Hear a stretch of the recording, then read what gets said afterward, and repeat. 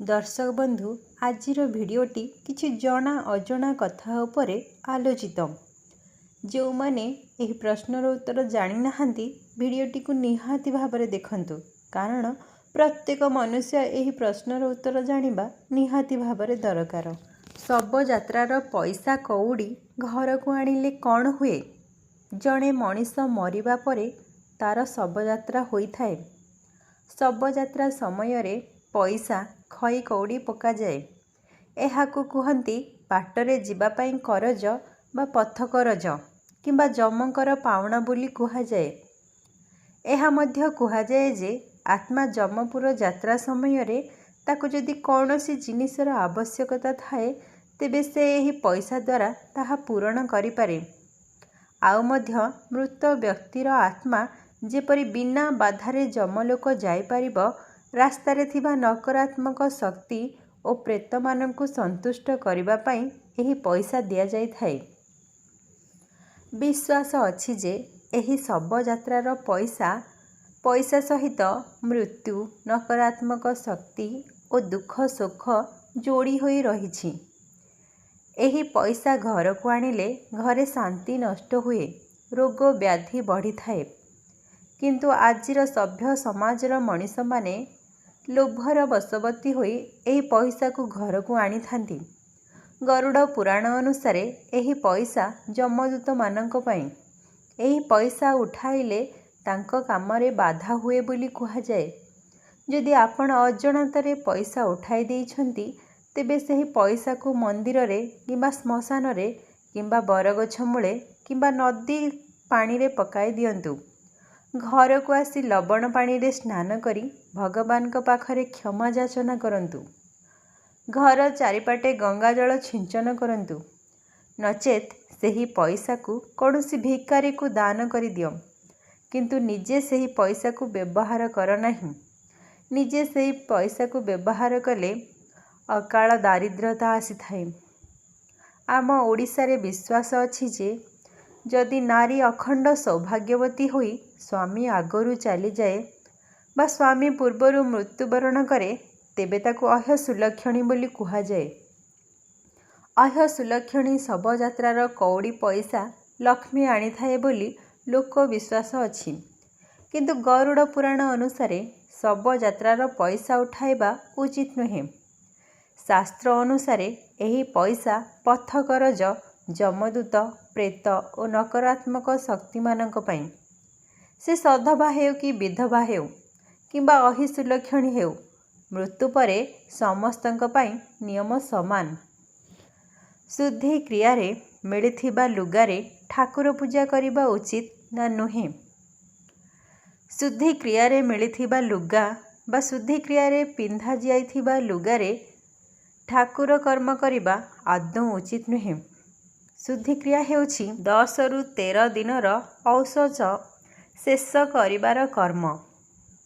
सेही समय रे पिंधा जाइथिबा लुगा औषध दोषयुक्त बोली मना जाए। शुद्धि हेला परे मध्य सेही लुगारे मृत्यु सहित जड़ित नकारात्मक शक्ति रही थाए। शास्त्र नियम अनुसार गरुड़ पुराण और कर्मकांड पद्धति रे स्पष्ट भावरे लेखा जाइछि। अंत्येष्टि क्रिया, श्राद्ध, शुद्धि कर्म, प्रेत कामरे व्यवहार होइथिबा वस्त्र, आसन, बासन एही सबु जिनिस पूजा कामरे लगाइबा आदौ उचित नुहे। ठाकुरंक कार्यर जिनिसपत्र अलगा अलगा और शुद्धि क्रियार जिनिस अलगा हेबा उचित। ठाकुर घर हेउछि सबुठारु पवित्र स्थान। ठाकुरंकर पूजा पाई नुआ धुआ वस्त्र, शुद्ध वस्त्र उचिष्ट। शुद्धि क्रिया न करी मध्य पठा जाइथिबा लुगारे ठाकुर पूजा करिबा बारण, कारण भावना और कर्म पाई सेही वस्त्र औषच हो जाई थाए। सेही वस्त्र को कौनसी गरीबों को दान करिबा उचित। अन्य कामरे ताकु व्यवहार करि परिबे, किंतु पूजा पाई वर्जित अटे। ससुर चली जिबार 1 वर्ष परे ठाकुर पूजा करिबा उचित ना नुहे? घरे सासु हेउ किंबा ससुर हेयंतु चली जिबा परे शुद्धि क्रियार 13 दिन परे पूजा कर्म करि परिबे। घर पूजा केबे बंद करिबा उचित नुहे। किंतु 1 वर्ष पर्यंत बड़ बड़ पर्वपर्वाणी ଯେମିତି ରଜ, କୁମାର ପୂର୍ଣ୍ଣିମା, ଦୀପାବଳି ଇତ୍ୟାଦି ଆଡ଼ମ୍ବରରେ କରିବା ଉଚିତ ନୁହେଁ। କାରଣ ଏହି ଶୋକାକୁଳ ପରିସ୍ଥିତି ବା ସେମାନଙ୍କର ବିୟୋଗ ଦୁଃଖରେ ପର୍ବପର୍ବାଣୀକୁ ଆଡ଼ମ୍ବରରେ ପାଳନ କରିବା ଶାସ୍ତ୍ର ମତ ଅନୁସାରେ ଉଚିଷ୍ଟ ନୁହେଁ। ନଚେତ୍ ଆପଣଙ୍କର ପିତୃପୁରୁଷ କ୍ରୋଧିତ ହୁଅନ୍ତି। 1 ବର୍ଷ ପର୍ଯ୍ୟନ୍ତ ନୂଆ ମୂର୍ତ୍ତି, ବିବାହ, ବ୍ରତଘର ଏପରିକି ଘର ପ୍ରତିଷ୍ଠା କରିବା ମଧ୍ୟ ବାରଣ। 13 ଦିନ ଶୁଦ୍ଧିକର୍ମ ପରେ ସକାଳେ ଓ ସନ୍ଧ୍ୟା ସମୟରେ ଘର ଠାକୁରଙ୍କୁ ନିୟମର ସହ ପୂଜା କରିପାରିବେ। ରୋଷେଇ ଘରର ସାଧାରଣ ଭୋଗ ମଧ୍ୟ ଠାକୁରଙ୍କୁ ଅର୍ପଣ କରିପାରିବେ। ଘରେ ପ୍ରତିଦିନ ଗୀତା, ଭାଗବତ ପଢ଼ାଯିବା ଉଚିତ। କୁଳ ପରମ୍ପରା ସମସ୍ତଙ୍କର ଅଲଗା ଅଲଗା, ତେଣୁ ବଡ଼ମାନଙ୍କର ପରାମର୍ଶ କ୍ରମେ ପୂଜାବିଧି କରିବା ଉଚିତ। ବିଧବା ନାରୀଙ୍କର ମଙ୍ଗଳସୂତ୍ର, ଲୁଗା, କାଚ ଓ ସିନ୍ଦୁର ଅନ୍ୟମାନେ ପିନ୍ଧିବା ଉଚିତ ନା ନୁହେଁ? ବିଧବା ନାରୀର ଲୁଗାକୁ ତାଙ୍କ ଶାଶୁ ପିନ୍ଧିପାରିବେ, କିନ୍ତୁ ତା ପୂର୍ବରୁ ତାକୁ ଗଙ୍ଗା ଜଳରେ ଭଲ ଭାବରେ ଧୋଇଦେବା ଉଚିତ। କିନ୍ତୁ ବିବାହ ବସ୍ତ୍ର ଅନ୍ୟ ନାରୀମାନେ ପିନ୍ଧିବା ଉଚିତ ନୁହେଁ, କାରଣ ବିବାହ ବସ୍ତ୍ର ତାଙ୍କ ସ୍ୱାମୀ ସହ ଯୋଡ଼ି ହୋଇ ରହିଛି। ଚୁଡ଼ି, ସିନ୍ଦୁର ଓ ମଙ୍ଗଳସୂତ୍ରକୁ କେହି ବ୍ୟବହାର କରିପାରିବେ ନାହିଁ, କିନ୍ତୁ ଅନ୍ୟ ଗହଣା ଯେପରିକି କାନଫୁଲ, ହାର ଇତ୍ୟାଦିକୁ ଅନ୍ୟ ନାରୀମାନେ ପିନ୍ଧିପାରିବେ। ବିବାହର ମଙ୍ଗଳସୂତ୍ର, ଶଙ୍ଖା, ପଲା ଏସବୁ କେହି ପିନ୍ଧିପାରିବେ ନାହିଁ। ଏହା କାହାରି ପାଇଁ ମଧ୍ୟ ଉଚିଷ୍ଟ ନୁହେଁ। ଚୁଡ଼ି, ଶାଢ଼ୀ, ଶଙ୍ଖା, ସିନ୍ଦୁର ଓ ମଙ୍ଗଳସୂତ୍ର ଏସବୁ ସୌଭାଗ୍ୟର ପ୍ରତୀକ ଅଟେ। ପୁଅ ଚାଲିଗଲା ପରେ ବୋହୂ ଯେତେବେଳେ ଏସବୁ ତ୍ୟାଗ କରେ ତାକୁ ବୈଧବ ଦୋଷ ଲାଗିଥାଏ।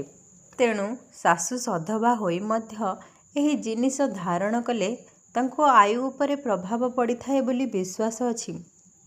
ଗରୁଡ଼ ପୁରାଣ ଅନୁସାରେ ମୃତ୍ୟୁ ପରେ ଆତ୍ମାକୁ ନିଜ ଜିନିଷ ଉପରେ ମୋହ ଥାଏ। ଯେତେବେଳେ ଆତ୍ମା ନିଜ ଲୋକଙ୍କୁ ଦେଖିବା ପାଇଁ ଶେଷ ଇଚ୍ଛା କରେ, ଯମଦୂତମାନେ ଏପରି କରିଥାନ୍ତି ଯାହାଦ୍ୱାରା ତାଙ୍କ ଇଚ୍ଛା ପୂରଣ ହେବ। ତା ଚାରିପଟେ ଆତ୍ମାକୁ ବୁଲାଇଥାନ୍ତି। ଆତ୍ମା ମଧ୍ୟ ଭୋକ, ଶୋଷ, ମୋହ ସବୁକିଛି ଅନୁଭବ କରିପାରିଥାଏ।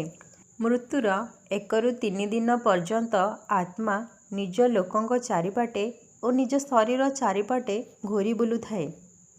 ଏହି ସମୟରେ ସେ ସମସ୍ତଙ୍କ ସହିତ କଥା ହେବାକୁ ଚେଷ୍ଟା କରେ। ମୃତ୍ୟୁର 13 ଦିନ ଭିତରେ ପୁଅ ଝିଅ ପିଣ୍ଡ ଦେଉଥିବା ପର୍ଯ୍ୟନ୍ତ ଆତ୍ମା ଘରେ ବା ଘରର ଆଖପାଖରେ ଖାଦ୍ୟ ପାଣିର ଆଶା ରହେ। ସେଥିପାଇଁ 10 ଦିନର ଦୀପ ଜାଳିବା, ପାଣି ଭାତ ରଖିବାର ନିୟମ ଅଛି।